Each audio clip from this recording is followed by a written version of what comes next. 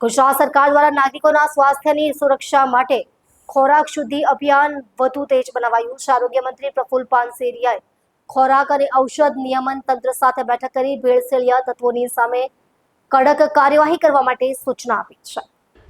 April માસ દરમિયાન રાજ્યભરમાં 4193 એકમોની તપાસ કરવામાં આવી, જેમાંથી આશરે 1018 કિલો શંકાસ્પદ પનીર મૂલ્ય 1,83,000 જપ્ત કરીને સ્થળ પર જ નાશ કરાયો। ગંભીર ઉલ્લંઘન બદલ 270 એકમોને નોટિસ આપવામાં આવી અને 18 એકમોને સીલ કરાયા।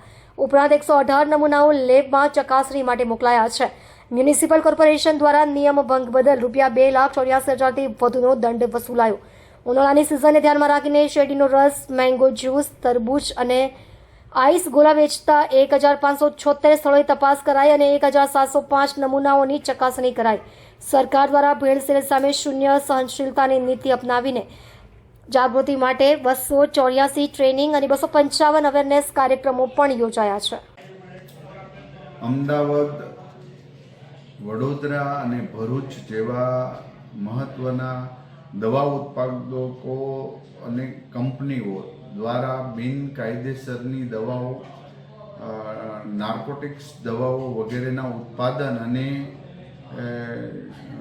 વ્યક્તિઓને જે નુકસાન પહોંચાડતી દવાઓ, આ તમામ પ્રકારની જ્યારે એકવાર અમારી મિટિંગ બોલાવેલી હતી ત્યારે ફૂડ એન્ડ ડ્રગ્સને અમે કડક સૂચના આપેલી અને અમારા અધિકારીઓ દ્વારા ગુજરાતની અંદર દરોડા પાડીને 1,21,00,000 આવા દવાના જથ્થાને જપ્ત કરવામાં આવ્યો છે અને 2 થી 3 પેઢીના લાયસન્સ રદ કરવામાં આવ્યા છે। ઇમ્પોર્ટ એક્સપોર્ટ કરનારી કંપનીઓના પણ લાયસન્સ રદ કરી દેવામાં આવ્યા છે।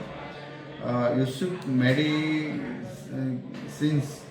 અમદાવાદ ખાતે જે આયુર્વેદ દવાની અંદર એલોપેથિક દવાઓ ભેળવીને પણ વેચાણ કરતા હતા, જે ખરેખર શરીર માટે પણ હાનિકારક છે, લોકોને છેતરવાની વાત છે। આયુર્વેદની દવાઓ લોકોએ લેવી જોઈએ તો એના નિષ્ણાત તબીબી પાસે લેવી જોઈએ, આવા લેભાગુ તત્વો પાસે લેવી પણ ન જોઈએ। એ જ રીતે કેટલીક દવાઓ, મોન્જારો ક્વિક પેન ઇન્જેક્શન, જે ડૉક્ટર પ્રિસ્ક્રિપ્શન લખીને આપે પછી જ મેડિકલમાં પ્રાપ્ત થતું હોય છે,